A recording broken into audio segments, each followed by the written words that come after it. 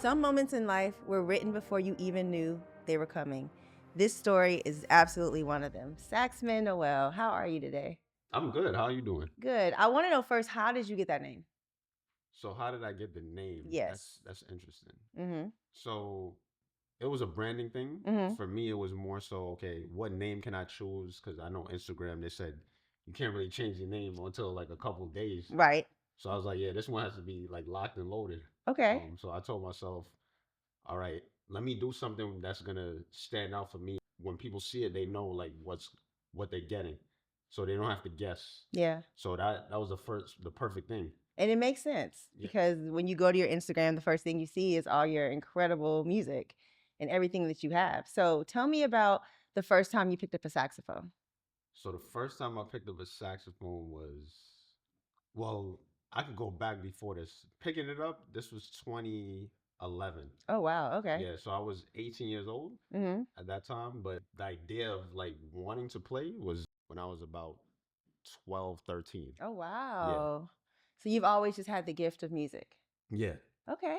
Because I played piano proficient. Well, piano was the first instrument I started with. I took Mm-hmm. piano lessons, and then I started playing drums in church for a Oh, little bit, nice. and Okay. then sax was like segued from Yeah. there. Yeah. Now, out of all three of those instruments, which one would you say is your favorite? Ah, well, I'm gonna go with the sax first. Yeah. Okay. I Um, thought so. I yeah, figured yeah. so. So that's my. I would say that's my favorite right now. Mm-hmm. But I do like keys. I think each one has its own story. Oh, okay. I love that. So drums, like I could release on there. I could, if I'm whatever emotions I got, I could release that like Mm-hmm. aggressively with action. Yeah. Sax is more like you want to relax, smooth, take it chill kind of damn piano. It's Mm-hmm. kind of like a mixture of both. Yeah. Yeah. Okay. Mm. So throughout your time as a saxophonist, how would you rate the experiences and gigs that you've been able to perform at? Well, each one is different. Mm-hmm. I would say each gig comes with, well, depending on what kind of gig it is. Like if Right. it's for artists, if it's corporate, church, like a party or wedding, Mm-hmm. they all are different. So for me, the best thing I like is meeting new people I've never seen before. Mm-hmm. So new people means new experiences. So I like meeting people and making sure that the music resonates with them and Yeah. that they enjoy the music most of all. Mm-hmm. I think that's my overall experience with that. Now, you said you picked up the sax in 2011, you said? Yes. Is that the same year the Barclay was built? Yes. Okay. Interesting. So yeah, that's crazy that you brought that up Right. because what made the Barclays, how I could put it, the Barclays was a center. Well, when I was going to high school, it Mm-hmm. was pretty much like not brick and mortar yet, but it was just dirt. So there was pretty much like an empty landfill. Yeah. So every time I used to walk past there, I used to say, what are they building over here? Yeah. I'm trying to figure out because I can't really trace back to what was there before. Mm-hmm. But when I saw the stages of it being built, and then in my school they used to talk about, oh, this is gonna be like a big stadium, Yeah. um, similar to the Garden. I was like, wow, I can't really envision that In in that Brooklyn. spot. Yeah, in Yeah. Brooklyn, in that area. Yeah. So that's why I was looking forward to the final product. I moved here in 2013. So Mm, when I got here, it was already built. mm, And to me, I was like, wow, this is something cool that, Brooklyn people can have. And they don't have to go all the way to the, you know, Madison Square Garden to see cool concerts or to see the basketball games or whatever the case is, right, right? But also, most importantly, concerts. right. So many concerts can be now in Brooklyn versus everyone having to travel. Yeah, it's right. So I love that. So when you saw the Barclay being built, did it ever occur to you that you may perform there one day? No, not at all. No. Yeah, even when it was built. Yeah. And here we are. So tell me about that moment that you got the opportunity to be there and actually be on stage. Well, first, Take I'll, me there. okay, I'll take you there. So many incredible concerts have happened at the Barclays. I mean, I personally saw Tidal perform there when they first came out, and um, I want to say Beyonce probably. No, I didn't say Beyonce, but I'm sure she would perform there, regardless of the fact. Reggae Fest. I heard it was one of a kind, one of the biggest festivals at the Barclay. Yeah. And you got to perform there. So like, can you tell me about that moment and tell me like what that meant for you? Well, for me, first of all, I thank God for the opportunity at first. Because for me, I'm still reflecting on it. Yeah. Because it was crazy to me knowing that Vibes Cartel was a part of Reggae Fest the year before. Right. So I think Vibes Cartel was the one who made it like a big thing. Okay. But Reggae Fest has been going on for a couple years from what I know. But Vibes Cartel was the year before Alkaline, the artist I performed for, was there. But when I got the opportunity, well, each day I told myself, how am I gonna prepare for this? Yeah. I'm not a person who likes to prep too much, Okay. especially for things like that.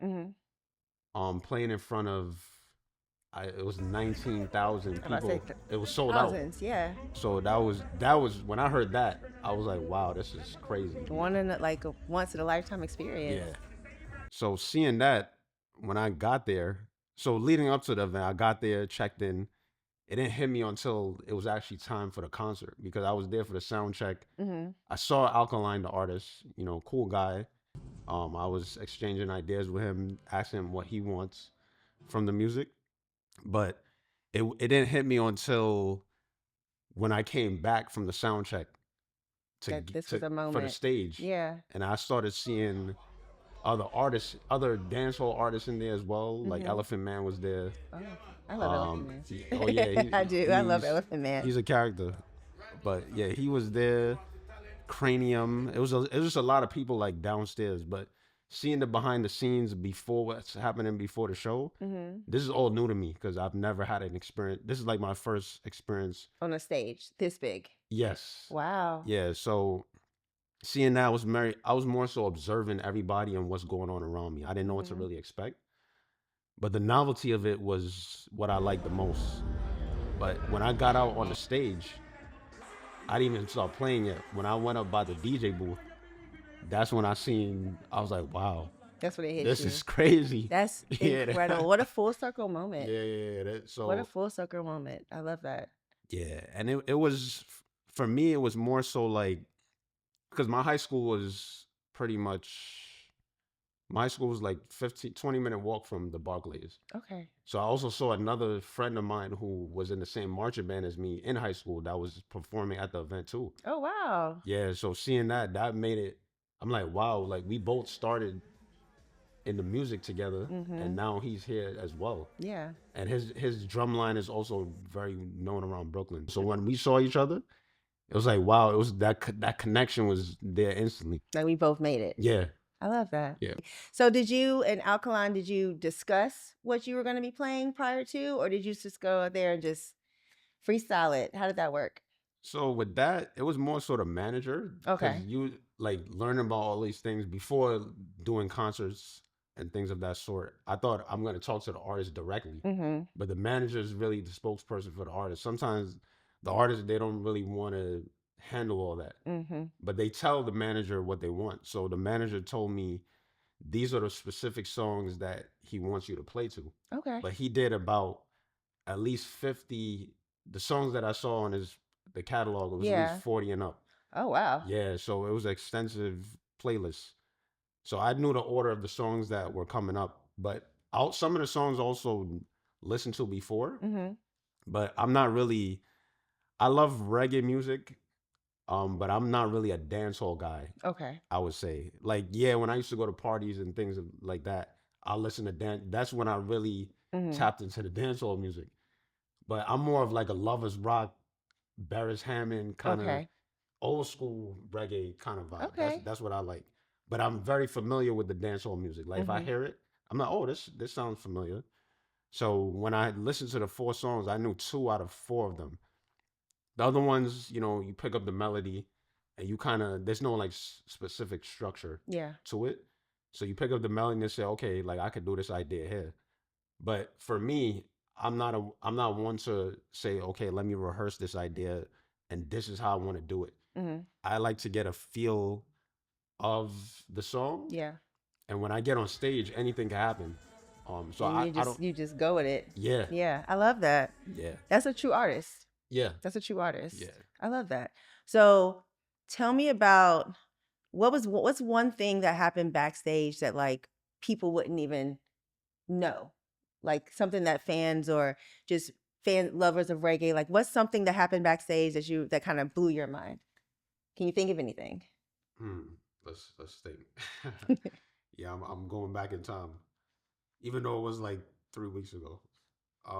Well, when I got there, because I've been to the Barclays one time Before for, that? yes, Oh but wow. not on stage. There was a sax player that I really admire, Mike Phillips. Mm-hmm. So I was able to go see him. He performed the national anthem for one of the Nets games. Okay. So I was able to go to the locker room down there. But seeing this side of it this time around was a little different because they gave me like a hotel room, not a hotel room. They gave me a Like room. a green room. Yeah, Uh-huh. I didn't even know I was getting.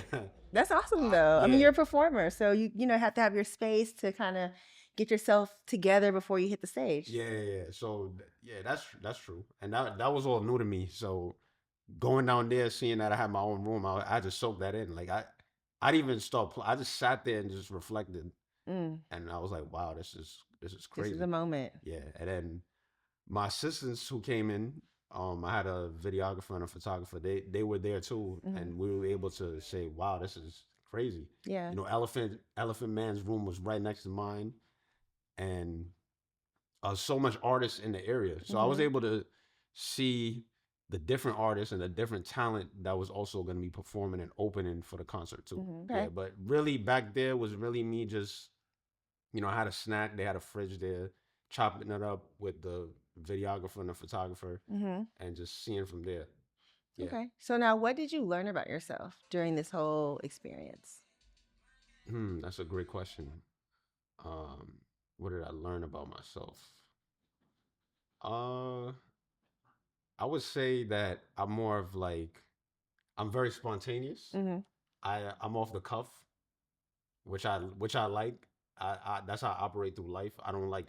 Yes, I like structure, but I think what makes life fun is being spontaneous Yeah. and being able to say, okay, this is the moment at hand. This is gonna happen, but just embrace each step of the moment. So I was more reflective and just going with the flow. Mm-hmm. Yeah, I wasn't like super nervous. Yeah, I mean, yeah, I've been on a stage before, but this was like Yeah. super. You This said was nine crazy. thousand Yeah, people. Like can't even imagine. yeah. This one was crazy. Um, and then yeah, I realized that I don't really stress things too much. That's good. Yeah, so I just went with the flow, and I was like, at 12 o'clock, it's gonna be done. So Yeah. that's really what's gonna happen. Yeah, so that's really how I went about it. I love that. Yeah. So if you were to turn the whole experience into a movie title, right? Mm. What do you think you would name it? Oh, that's a great question too. Wow. If I was to turn the Barclays, Like that whole from the beginning to you backstage to you being on stage to you performing, like what would you name that if it was a movie? ah, wow. Hmm. If I was to name it as a movie, I Mm-hmm. would say The Epiphany. Mm. Yeah, I think that's a great. That would be a great. Krista Michelle came to my mind real Yeah. quick. But I think The Epiphany would be a great name for it. I like that. Yeah, I like that. it leaves room for the unknown and Yeah. what is happening at And the what's to current time. come. Exactly. I love that. Yeah. So speaking of what's to come, what is to come? What do you see what's next for you after that? Do you see more huge stages? Do you see more intimate performances? Like what would you envision for yourself? What I see, I know there's gonna be bigger opportunities, and because from when I look at the track record, because sometimes I'm amazed at these opportunities too. I don't think I'm like, wow, how did this happen? Mm-hmm. I think, but I'm a firm believer of once you invest into your craft, the doors will open. Yeah, I So agree. I don't really know what's gonna happen next, but I know it's gonna be something that's better than and probably more jaw dropping than this. Yeah. But I'm more of like, let's see what happens. Let's let time do its thing. Mhm. And I don't know what's next. Only God knows what's next. So Yeah, that's really, yeah, I love that. yeah. So, what did this performance unlock for you, both mentally and creatively? Mm. So mentally, I think it made me, well, as I said before, like I did a lot of reflecting. Mhm. So I think mentally it was just me processing everything in real time, like putting all the pieces together and saying, okay, like I went to high school in this area. I started the instrument around the time it was being built. Piecing it together, a story mentally in my head up about what's about to happen or take Yeah. place. So I think mentally, that's how it spoke to me mentally. And then creatively, well, repeat the question one more time. Yeah, like what did it unlock for you creatively? So creatively, I think it unlocked. Hmm, I would say it unlocked. It. Didn't- I wouldn't say it really unlocked anything. I would say it was more so okay. Like, I got to put my creative juices to work now. Mhm. The creative juices is always flowing. It's just a matter of what's gonna come out. Yeah. So I think that's really what made me. That's what I could say about the creative side of it. Yeah. Yeah. Cuz in this case of the 4 songs that you got to perform, you heard the record and then just kind of played on top of it? Yeah. Okay. So for me, what I did mostly is just, as I said, like I just listened to the song for about a minute Mhm. because these are not songs with like bridges, like Right. crazy bridges. Mhm. They're taking it up, modulating. It's just straight flow. Yeah. So I listened to the song and I was like, okay, like I like this idea, and I voice memoed. I recorded a couple ideas that I liked, and then when I went on stage, it was a little different because Alkaline was actually at the sound check. So I spoke. I usually talk to the artist all the time. So I Yeah. told him like, what idea, what vision are you going for? This is what I got. Tell me what you got in mind. Yeah. So I think when we put those together, that's how we came up. We're like, okay, he wants at the chorus. Let me play Mhm. and let him do his thing throughout the whole song. But usually when there's an instrumentalist, you're really just filling the gaps. The Right. artist is really the main the artist is the main topic. Right. So you're And you're just just kind of filling in, filling in the different right? You're flows. like the cherry on top, Mhm. pretty much. Yeah. Now, and you said y'all didn't speak much before the performance? Like you only spoke with the manager before and then you spoke to him at the sound check? Yeah. That's crazy actually. Yeah. So yeah, it is crazy. But usually how it goes, you never speak to the artist Right. before. Yeah. So unless it's somebody that's local, like somebody like him, you're not gonna.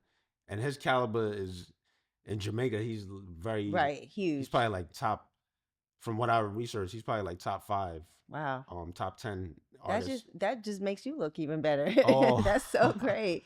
That's yeah, incredible. Okay, yeah. so did that moment change anything for how you see yourself moving forward? Whether it's what gigs you choose to take or opportunities you choose or even how you show up. Yeah, I think it's just about doing what worked before for you and just getting better and better Mhm. and taking your craft seriously. Because moments like this, some people take these moments little in the back of their head and say, okay, I did this thing. Let me just wait until the next opportunity happens. Mhm. But if you think, yeah, there's always two sides of the story. You could do that, or you could say, okay, I'm still getting better at my craft, and when the next opportunity comes, I'm going to be prepared for it. Because I think it feels better to have that ongoing conquest Mhm. versus saying, okay, let me take a pause and then wait for that time to come. Yeah. So, um, yeah, I would say that's really the best way to go about it. And of course, like events, I think certain events set the stage for other events, Yeah, absolutely. especially as the developing, whatever you do, Mhm. whether you're a writer, artist, when you work with certain people before that, you have to scale higher now. Right. Um, and that comes with how you present yourself, professionalism, how you talk to people. how you run your business, Yeah, and definitely that. yeah, how you just unlock other opportunities. Yeah. Mm-hmm. Okay. Do you have anything coming up that you want to share?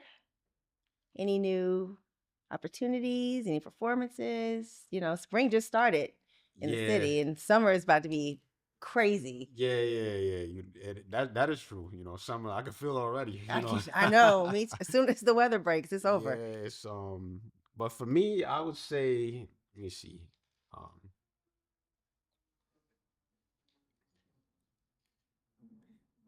any new opportunities? Mm-hmm.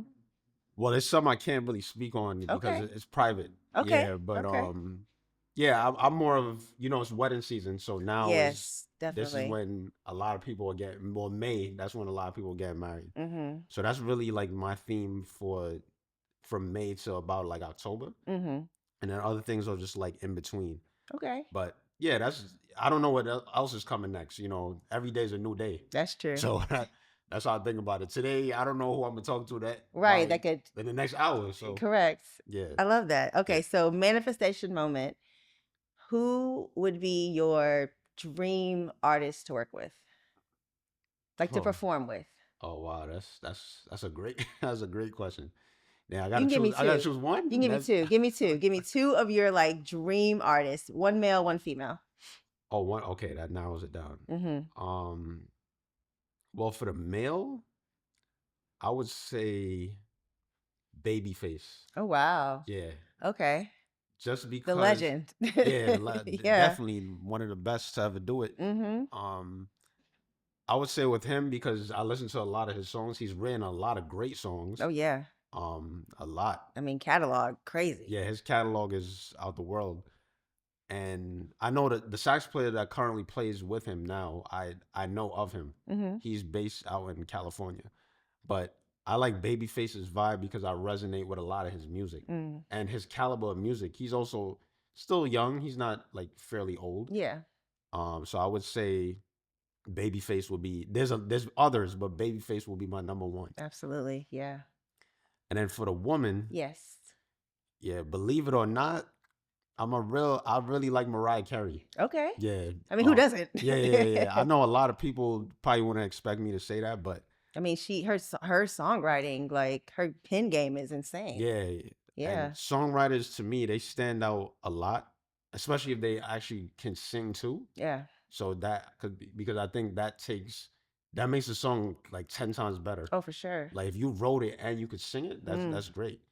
And she But produces, and I mean, she does everything. yeah, Yeah. she does everything. And I've admired her since I was a kid. So I remember going to school, like elementary school, listening to her music, like Shake It Off, all those songs, just like the beats and Yeah. to it.